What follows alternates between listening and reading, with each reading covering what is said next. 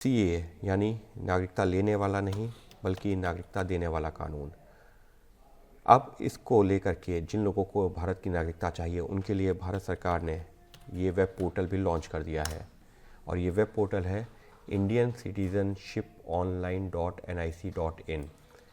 जब आप इस वेब पोर्टल पर जाते हैं तो आपको इस तरीके का पेज नज़र आता है और इस पर भारत की नागरिकता लेने के लिए वो तमाम लोग अप्लाई कर सकते हैं जो भारत के पड़ोसी मुल्क पाकिस्तान, अफ़गानिस्तान और बांग्लादेश से आए हैं।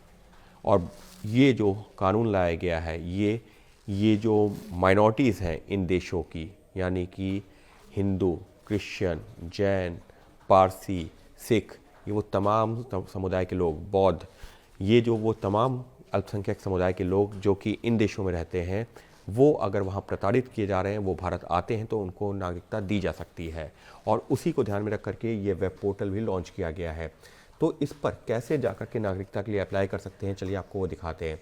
जब आप इस वेब पोर्टल पे जाते हैं तो फिर इसको स्क्रॉल करने पर नीचे ये एक लिंक आता है। इस पर साफ तौर पर लिखा गया है कि यहाँ पर अगर आपको नागरिकता लेनी है, click to submit application for Indian citizenship under CAA 2019।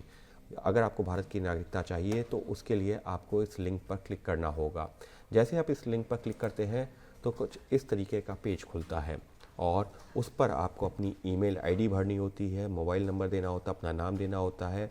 और ये जानकारी जैसे ही आप भरते हैं तो उसके बाद में आपके मोबाइल पर और आपकी ईमेल पर एक OTP आता है, यानी वन टाइम पासवर्ड। जैसे ही आपके मोबाइल और ईमेल पर वो वन टाइम पासवर्ड आएगा, आपको वो जानकारी यहाँ पर देनी होगी, एंटर करनी होगी। जैसे ही वो जानकारी आप यहाँ पर डालेंगे, अब आपको इस पेज के अंदर जाएंगे और वहाँ पर पहुँच करके आपको क्या क्या भरना होगा, चलिए अब आपको वो बताते हैं। तो सबसे पहले उसमें ये पूछा जाएगा कि आप किस देश से आए हैं, पाकिस्तान, अफ़गानिस्तान या बांग्लादेश से। आपका धर्म क्या है, हिंदू, सिख, जैन, बौद्ध, पारसी या ईसाई। आप 31 दिसंबर 2014 से पहले आए हैं या उसके बाद में आए हैं। उसके बाद में आपके पास में दस्तावेज़ क्या हैं।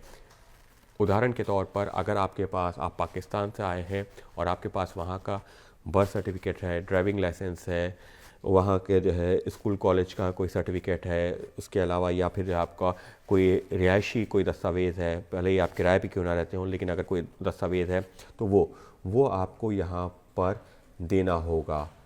इसके अलावा वैध या समाप्त हो चुके विदेशी पासपोर्ट की एक प्रति, अगर आपके पास पासपोर्ट था तो भले ही वो जो है एक्सपायर क्यों ना हो गया हो, उसकी प्रति, या फिर वैध या समाप्त आवासीय परमिट की एक प्रति। तो वो जो तमाम चीज़ें जिसका मैं जिक्र कर रहा था। उसके अलावा एक शपथ पत्र, एक आपको एफिडेविट भी अपलोड करना होगा। माता पिता की जन्मतिथि का साक्ष्य अर्थात पासपोर्ट या जन्म प्रमाण पत्र की प्रति, ये सारी चीज़ें आपको देनी होंगी।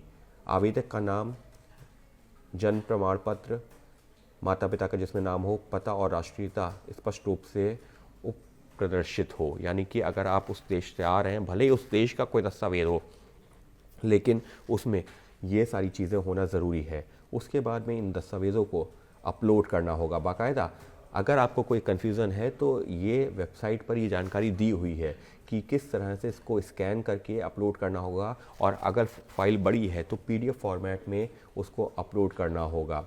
उसके साथ ही में आवेदक को पासपोर्ट आकार की तस्वीर अपलोड करने की भी आवश्यकता होगी, यानी जो भी एप्लीकेंट है उसको डॉक्यूमेंट्स के साथ ही में अपनी एक फ़ोटो भी अपलोड करनी होगी इस पेज पर जा कर के।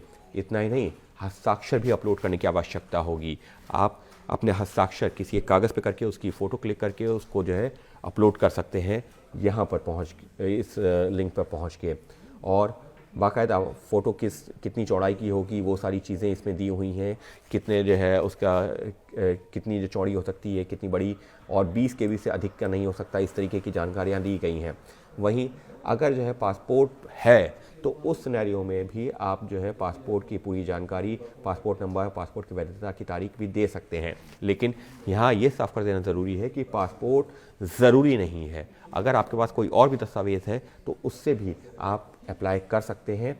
और जैसे ही आप अप्लाई करेंगे, आपकी ईमेल पर और आपके मोबाइल पर ये जानकारी आएगी और फिर जो है जो एप्लीकेशन फॉर्म है उसको बाकायदा एक कमेटी बनाई गई है। उस कमेटी में जैसी जानकारी निकल के सामने आ रही है 7 सदस्य होंगे, जिसमें आईबी के, फॉरेन अफेयर्स के, रीजनल रजिस्ट्रेशन ऑफिस के, पोस्ट ऑफिस के, राज्य सूचना अधिकारी, इनसे जुड़े हुए लोग होंगे जो आपके द्वारा दी गई जानकारी को क्रॉस वेरीफाई करेंगे और जब वो जानकारी सही पाई जाएगी तो फिर आपको मिल सकती है भारत की नागरिकता।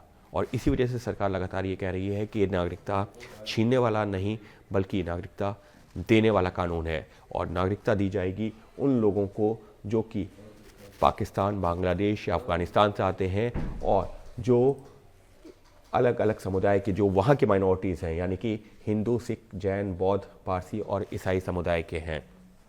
तो कुल मिलाकर के इसके ज़रिए हमने आपको ये बताने की कोशिश की है कि अगर आप भी भारत में नागरिकता लेना चाहते हैं और आप भारत के पड़ोसी मुल्कों से आए हैं और आप अल्पसंख्यक समुदाय से हैं तो कुछ इस तरीके से ले सकते हैं इस वेब पोर्टल पर लॉगिन करके भारत की नागरिकता। सहयोगी कैमरा पर्सन मनोज त्रिपाठी के साथ अंकित गुप्ता, एबीपी न्यूज़, दिल्ली।